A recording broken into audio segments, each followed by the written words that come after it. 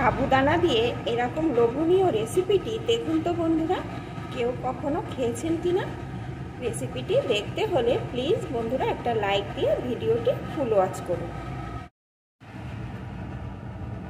নমস্কার বন্ধুরা, আজ আমি আপনাদের সাবুদানা দিয়ে একটা দারুণ টেস্টি রেসিপি করে দেখাবো। তার জন্য এখানে আমি 1 কাপ পরিমাণ সাবুদানা নিয়েছি। প্রথমে আমি এই সাবুদানাগুলোকে 2-3 বার জল পাল্টে ধুয়ে নেব। তাহলে বন্ধুরা আমি সাবুদানাগুলো ধুয়ে ফিরে আসছি। আর বন্ধুরা রেসিপিটি দেখার শুরুতে প্লিজ একটা লাইক দিয়ে দেখতে থাকুন। সাবুদানাগুলো আমি ভালো করে 2-3 বার জল পাল্টে ধুয়ে নিয়েছি, কারণ সাবুদানার ভিতরে কিন্তু অনেক নোংরা থাকে। এখন আমি এর ভিতরে দিয়ে দেব ফুটন্ত গরম জল। আমি যে পরিমাণ সাবুদানা নিয়েছি সেই একই পরিমাণ জল দিয়ে দিচ্ছি।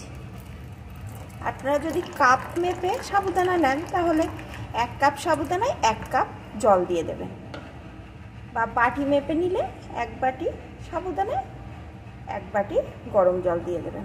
এখন সাবুদানাগুলোকে আমি 10 মিনিট মতন এইভাবে ভিজতে দেব।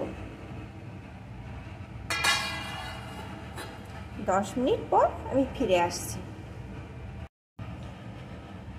10 মিনিট পর আমি ফিরে এলাম বন্ধুরা। এখন আমি ঢাকনাটা খুলে দেখে নিচ্ছি। দেখুন বন্ধুরা, জলটা কিন্তু টেনে গেছে আর সাবুদানাগুলো কিন্তু ভালো রকম ভিজে গেছে।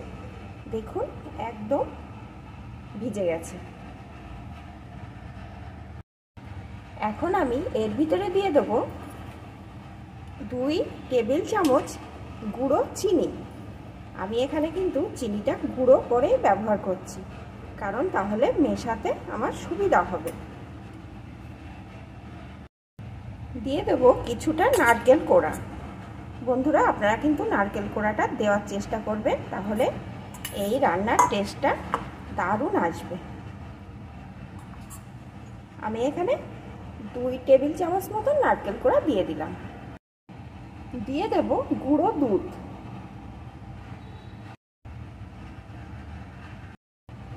3 টেবিল চামচ। 1 টেবিল চামচ চালের গুঁড়ো।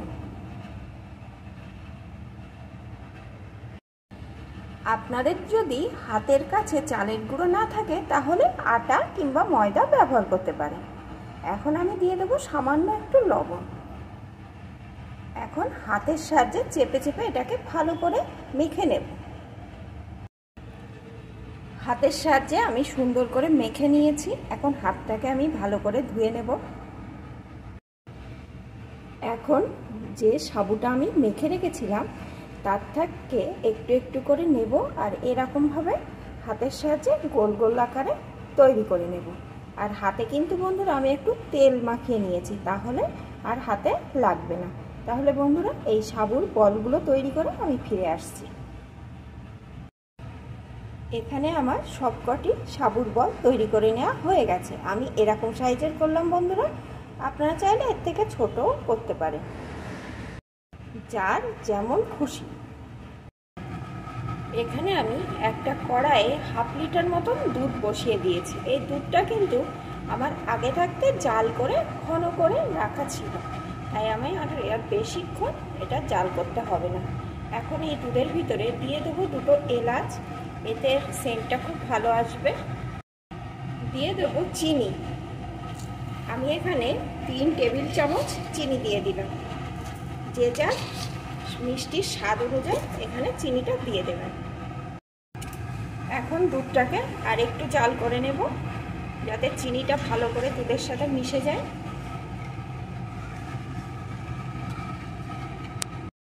দুধটা কিন্তু আমি এইভাবে 5 মিনিট মতন আরও জাল করে নিলাম। দুধটা আরও ঘন হয়ে গেছে।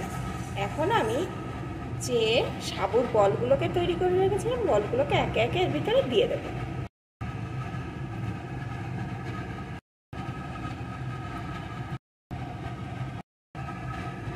সবকটি বলকে আমি দিয়ে দিয়েছি। এখন 5 মিনিট মতন আমি এটাকে রান্না করে নেব।